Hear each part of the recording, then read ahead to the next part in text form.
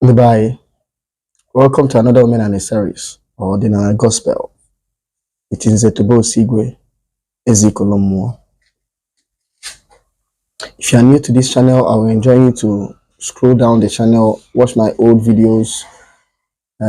It will help you have an understanding of what we are doing here. It will help you understand my previous teachings and help you to have a kind of basic understanding of Ordinary Igbo. This channel is strictly for the promotion and propagating of Ordinary Igbo. What we do in this channel is to show the world that the evil labels, the bad labels, the evil narratives against the Igbo traditional way of life, the Igbo system, are not entirely correct. We are trying to tell our own story because they say that the story of the hunt or the story of the the story of the hunt will always favor the hunter. So until the lions learn to have their own historians, the story of the hunt will always favor the hunter. So our people, our ancestors have been maligned for a long time. So right now, some of us are coming out, to put things in proper perspective. We're not trying to say that our ancestors are saints, but what we are saying is that they were not the evil people that they labeled them to be. And what we do in this teaching, in Ordinana, in this channel, is to revisit the ways of our ancestors, to explain it for those who want to know, for those who even want to follow that path. Someone like me, I'm a proud Ordinana person. I'm happy, following the ways of my own ancestors, because our people will say what? Uncle the number, so like I said, welcome to Ordinana Gospel. It is Zetubo Sigwe, Ezikolomo. Today I want to talk about dreams. Dreams. Why your dream is important. Why your dream is important. Some weeks back, I read in an online journal about scientists. I don't know whether it's Chinese scientists, who are making a device. They are creating a device. In fact, they have almost finished it. This device you aid one to remember their dreams. They are building a device, a machine that will help people to do what? Remember their dreams. Either remember it or even alter it, so you can determine the kind of dreams you have. This attempt by these scientists underscores one thing: the importance of dream in man's existence. The importance of dream in man's existence. People tend to dismiss dreams. Some say that it's not important, that is far removed from reality. That is a figment of people's imagination. That is just all about people's emotion. They do not take dreams serious. Why some see dream as a confused state of human existence. Now, if dreams are not serious, like they say, why will scientists, why are they going extra length to create a device that will help people to remember their dreams? So it means that dreams are what? Important. Dreams are what? Important. Now, let me say categorically that if you are not dreaming, it means you are just existing. If you are not dreaming, it means you are just existing. You are not living. It means you are not conscious. It means you are dead among the living. It means there is a big disconnect between your spirit, your soul, and your body. There is a big disconnect between your spirit, your soul, and your body if you are not dreaming. We must admit that this physical body, Arua, is cloth. Just like I'm wearing cloth. This cloth I'm wearing is for this physical body. Now, this physical body is a cloth for the spirit within. This body is wearing this cloth, this garment. Now, the spirit within is the one wearing this what? Body. So we must admit that this physical body is a cloth. You must know this basic knowledge. Is a cloth. Your real you is a spirit that does not know rest. The real you that is wearing this body, that's that spirit. It doesn't know rest. So it's always in a constant state of what? Activity. The real you, your spirit, is always in a constant state of activity. When you are sleeping, it is only this physical body that is sleeping with you. When you lie down to sleep, it is only this body that is sleeping. The spirit that is wearing this body is not sleeping. The spirit that is wearing this body is not sleeping. For example, after this thing, I can go and remove this cloth and keep it and say, let me allow this cloth to rest. Me, that wore the cloth, I can go and wear another cloth, or I can just be involved in another form of activity.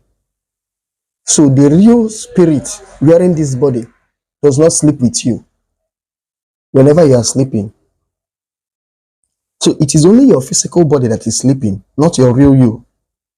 Your real you is involved in other activities with other spirits, both the ones that you term living, the ones that you term dead, both the ones that are not even in form, in human form. It is these activities that our spirit is involved in, while the body is sleeping, that in most cases come to us as what? Dreams.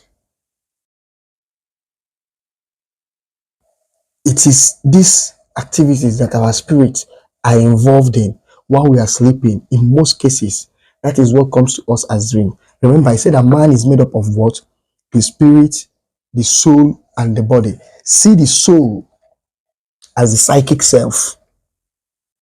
The psychic self, the interface between the body and the spirit. So every activity the spirit is engaging, the psychic self, the soul, is remembering it. Because this soul, the psychic self, is what have direct contact with the body. So when you wake up, it kind of, it's not, you now start remembering those things. Remembering in the sense that it doesn't mean that it was not happening at that time. It was happening. The psychic self was documenting it. So immediately you wake up, you remember these activities that you are involved in, that your spirit was involved in. So most times, some people see what they see themselves in the dream and they carry out some certain things and they wake up, they say, thank God I'm not the one. You are the one. Because what was doing that thing was your spirit. Your spirit. The real spark. The real owner of this body. So whatever the real owner of this body does, you have also done it. Like you see people sleep with people in the dream, or kill people with the dream, or people are being chased at in the dream. When they wake up, they say, thank God it's just a dream. That means they are trying to remove themselves, divulge themselves from that activity they partook in the dream state. No, you are still the one. Just like whatever you do in this physical body, if I slap person in this physical body, my spirit that owns this body has also slapped person.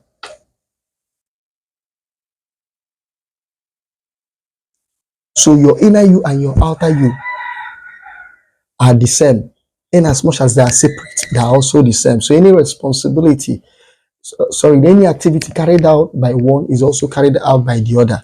Just like as I'm wearing this clothes, this body is wearing this cloth. Any activity I'm carrying out while wearing this cloth affects this cloth. But this cloth and this body are separate.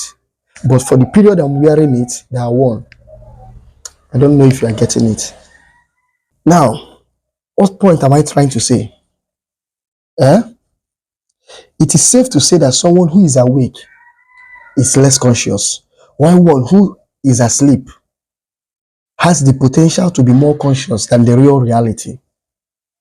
Because like I say, some people will wake up and say, thank God it's just a dream. You know, that kind of statement you are trying to, is connoting that what happened in the dream is not real. No. And I'm trying to tell you now that what happened in the dream is even the real reality. What do I mean by the real reality? At times, things are not always what they appear. That's physically.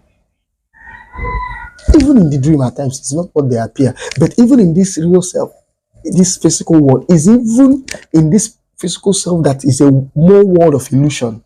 That things are not always what they appear. This is a life of illusion. People hide whoever they are. Human beings like to say what they do not mean and pretend to like what they do not like.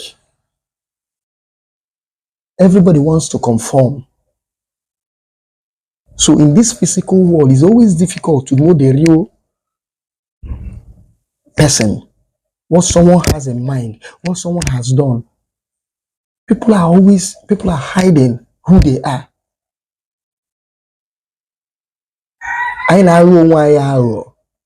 We don't tell ourselves the truth. We like to hide who we are. So we appear as saints or as good people. But when we are not really good, in this physical world, people tend to hide who they are, what they wear, and what they will be. There was this case I read, was it early this year? Someone came to spot with someone for like 2 days. The person said that he came to Lagos to do one or two things and all that and leave, without knowing that the person is spotting is actually traveling to America. So the person didn't tell his friend that was spotting him that is his house. It's like he's a transit camp that is on his way to America. So only for a friend to be shocked after some weeks to find out that his friend traveled out. So people always hide who they are, who they wear, and who they intend to be. No jokes. But in the spiritual world, it's really difficult to hide who you are. Now more, you can hide who you are. If you want to see the real person, fear na more. If you want na more, only woman na more. If you want real life, it will happen. Only a deceiver. There are some people that you call your enemy in this physical world. Maybe if you na more, they are not your enemy. It means they are not really your enemy. They are really not the ones doing you in this physical world. And you think they are the one. And they may even act as if they are the one. But they are not the one. It means you need to look past beyond those people and start looking for who your real enemies are. So the more you advance in the psychic plane, the more you see people, society, for who they actually are. Let me say this, like in this real world, America, United States of America, is the master of disguise. They can, if you follow their rhetorics of their politicians and their media and everything, you will not say for certain what they will do. Because they will never say for certain what they will do. They always say one thing and do another. They are masters of double speak. They say one thing and do another. So if you are their ally, the tendency that they will deceive you is high. So for you to know how someone is or how a society truly is, so as a living human being, the safest way to journey into the underworld is through dreams.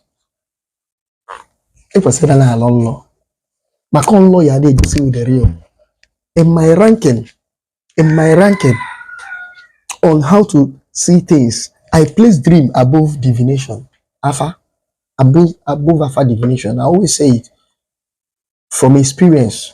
I place dream above Alpha divination. In my scale is first dream, intuition, divination. But in my own personal experience, these are three ways to get into the underworld: through dreams, through divination, and through intuition. This is how you journey into the underworld as a living being. And I'm saying that I place dreams first, for me, in my own opinion. I place dream first. Ezigbo onye tụọ n'ala aha gbaa nlọ. Then the own divination I do for myself.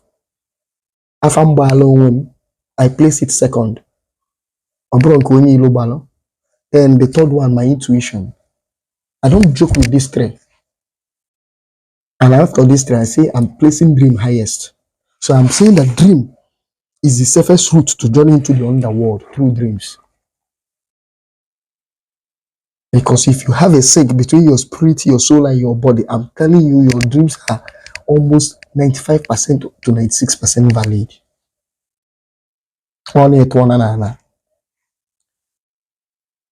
So that's what I'm saying without any equivocation. That dreams are more real than the physical world, than this physical world. It is likely that it is this physical world that we should take less seriously. I think it was was an Indian guru that asked that, are you sure that this life we are calling real life we are living is not actually a bigger dream? It's not actually a bigger dream that whenever we die, we wake up from it. So our dreams should be taken more serious because they are valid. So if you are not dreaming, there is a problem. And if you are dreaming, but your dreams are scrambled or not solid, then there is also a problem. What do I mean by scrambled dreams? It means if you do not remember your dreams. Scrambled dreams are when your dreams lack cohesion. When your dreams lack cohesion. Or you see all the hot air, no? You cannot even make a put. You can't. And I call you mother. You call me mother. I call you instead of most of your dreams to aid you by passing messages, it becomes a collection of disjointed and irrelevant activities. This is what I call scrambled dreams. When your dream is a collection of disjointed and irrelevant activities, I call it scrambled dreams. Now, what do I mean by your dream not being solid? It means when your dream is not having any content. It's not having it's not even this. There is no joint. Talk of it being disjointed. You just know you are dreaming, but it has no definite content. But it has no content. As in no content. So it's on this premise that I'm saying there are 5 things you should know about serious dreams, and these 5 things is why you should take dreams seriously. What are these 5 things? 1, a good and serious dream must have a beginning, a middle, and end. This dream must have clarity. For me, at times when you have this kind of dreams, in most cases, in my own experience, I have it once I'm about to wake up. Once I'm about to wake up, it's as if it's the last dream I'm going to have. I can have the scrambled dreams. I can have what I call the dreams that are not solid, watery dreams. I can have them. But once I'm about to have serious dreams, good dreams, those dreams with meaning, it happens very early in the morning, once I'm about to wake up. If it's going to happen deep in the night, once I have that dream, I wake up. It will have clarity. It will have beginning. It will have middle. It will have end. So these are the dreams I call it good and serious dreams. Number 2, most good and serious dreams come as metaphors. I used to tell people that language of the spirit is symbol. Language of dreams is symbol. So most good and serious dreams come as metaphors. So that's why the knowledge of interpretation of dream is important. For example, when you see yourself in a car, even if it's your own private car, in most cases, car in dream represent mission, vision. So you must be able to place metaphors that the dreams come. You must be able to decode them. I'm not sure there is one rule fits all. for all the symbols that will be used in dreams. So, like I said, that the car is a metaphor for vision. It can mean another thing for. It can also mean another thing. It can also be a metaphor for another thing. But know that most dreams come as metaphors, especially when dream is about the past, about the future. Dreams about the past, about the future, they always come as metaphors, especially dreams about the future. They always come as metaphors. It's only present dream of what is happening now. There are times that are clear, that there are no ambiguity to it. Maybe you saw a friend chasing you with machete. It's just telling you that person is dangerous. Despite in the real life, you are smiling with that person seems as if he or she cannot hurt you. You see your friend poisoning you. But if it's something that is going to happen in the future, it will not come this direct. It will come in a metaphor. Maybe something like you see yourself with someone, maybe your friend, in a strange place. All of a sudden, the person leaves you and you are calling the person. The person is leaving you. It's a metaphor. You might think that the person might disappoint you tomorrow. It might be, the metaphor might be, that leaving might be that person is leaving you on this physical plane, that the person is going to die. For example, you can see the roof of a building of someone that you know, and you see the roof uprooted, destroyed. Or you can see the person entering a car. It might mean the person wants to transition. So most times, dreams of the future comes as metaphors. So dreams, powerful dreams always come as metaphors. You need to have a good knowledge of interpretation of dream for you to understand the metaphor. Because I always say that the language of the spirit is symbolism. Now, number 3, a good dream is either a peep into the past, the Akashic record, what they call the Akashic record, what the mystics call the Akashic record.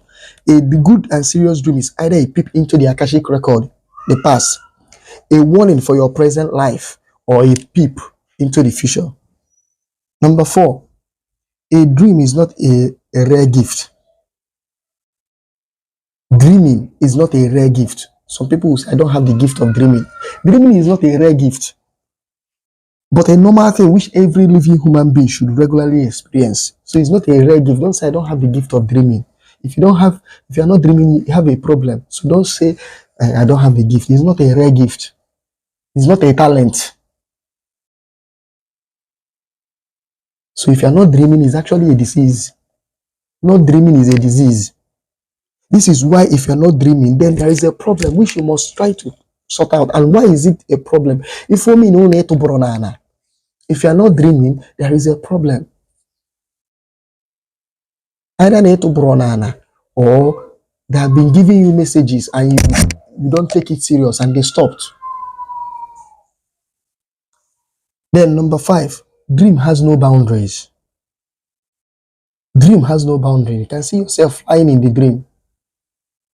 You can see yourself, you are living in America, and you can see yourself in North Korea. You can see yourself in Afghanistan. You can see yourself with people that you have not met before. There is no boundary in the dream. Why is it so? It's because the real spirit that is engaging in dreams is omniscient, is omnipresent, and omniknowest. That's the ability of what? That God in you. Every God is omnipresent, omniknowest, and omniscient. So, and it's a spirit that is wearing your body. So that's why in dream state you see yourself being omnipresent, traveling from one place to the other. Now, if I end this station, I'm going to give a warning. I'm going to give a warning about dream law. Those who have not properly aligned with their ancestral forces in our place, I want we call it Shia and Shia. Don't take your dream too serious. Unless you are a strong Obanje, it is when you start aligning with and being conscious that your dreams becomes powerfully distilled. So you don't go about accusing people wrongly. Then there are some things you see in your dream. It doesn't mean you should go and tell people. That's what mistakes so many people make. You dream some things, and maybe you dream that something evil is about to happen to someone. You call the person to tell the person. Don't tell the person. That's a privileged information, unless that person is very close to you. When you dream something negative about someone, if that person is not extremely close to you, don't tell the person, because it is a privileged information. Do you know why? Like I said, dreams are metaphors. You may not have accurately interpreted the dream, and tomorrow you will be accused wrongly when it doesn't go the way you gave that interpretation. Or at times, let me give you an example. You can see that someone died in a dream. Remember, I told you that dream is a metaphor, and you now go and tell the person. It might not be the person that will die. It might be the person's brother or the person's wife or the person, someone that is related to the person. But it's this person that you saw. That you saw the husband, but it's the wife that died. So at times, because dream is metaphorical, it can be tricky. You cannot get the accurate interpretation. So to save yourself from embarrassment, stop telling people dream, especially when it's negative. Especially when it's what? Negative. Because you might not have given accurate interpretation to it. Thank you. I'll wait for you in comment section. Thank you.